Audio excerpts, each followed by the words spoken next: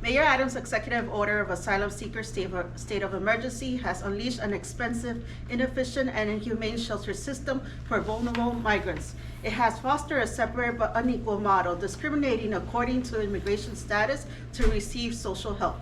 The asylum seeker state of emergency has amplified the migrant crisis rhetoric of the mayor's office and allow for inhumane policies like the 30-60-day shelter limit to take place. The 30-60-day limit puts people and children arriving in New York City in a precarious position as they await for work permits and information about their immigration cases so they can secure jobs, housing, and schooling. This state of emergency is nothing but a tyrannical form of management that seeks to skip democratically established protocols.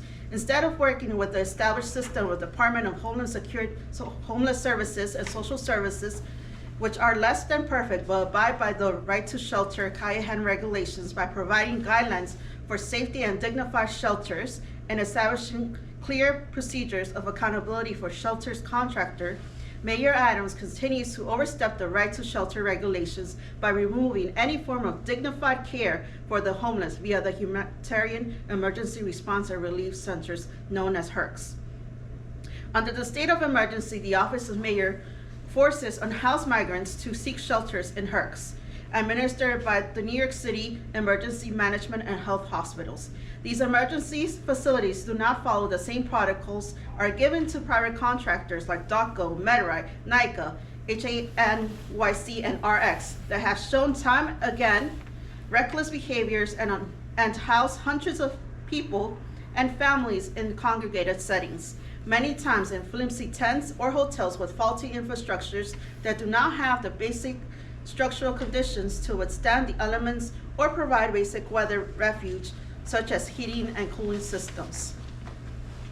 According to New York City Comptroller 2023 and 2024 fiscal report, Hotel Association of the New York City Foundation received over $237 million, and SLSCOLP, the same Texas company that built Trump walls, received $135 million to build flimsy tents. Meanwhile, migrants constantly show proof of the abusive treatment and lack of basic resources from the contracting management. The lack of basic resources like food, bathrooms, and sleeping beds has caused deteriorating health conditions, including malnutrition, in addition to the rapid spread of diseases like COVID, TB, and chickenpox. Regardless of the multiple evidence provided by migrants, Mayor Adams advances $565 million contracts with DocGo for this fiscal year, and Governor Hochul promises $2.4 billion for Adams' manufacturer crisis. In addition to unstable housing and lack of basic resources, including food, children in HERCs can't keep attending the school they are already enrolled because families are being shuffled from one HERC to the next in different boroughs.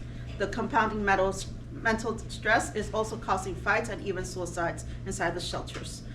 Most recently, the tragic loss of a 3-month-old baby in Queens HERC.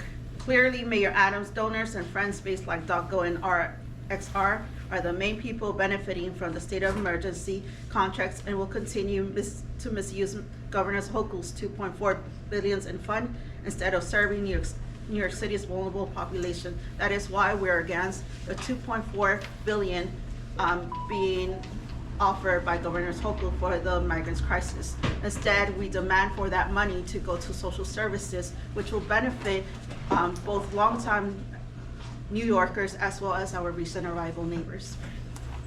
I would like to open this floor to anybody who would like to speak on behalf of the migrants or anybody on the experiences on what's happening in the shelters.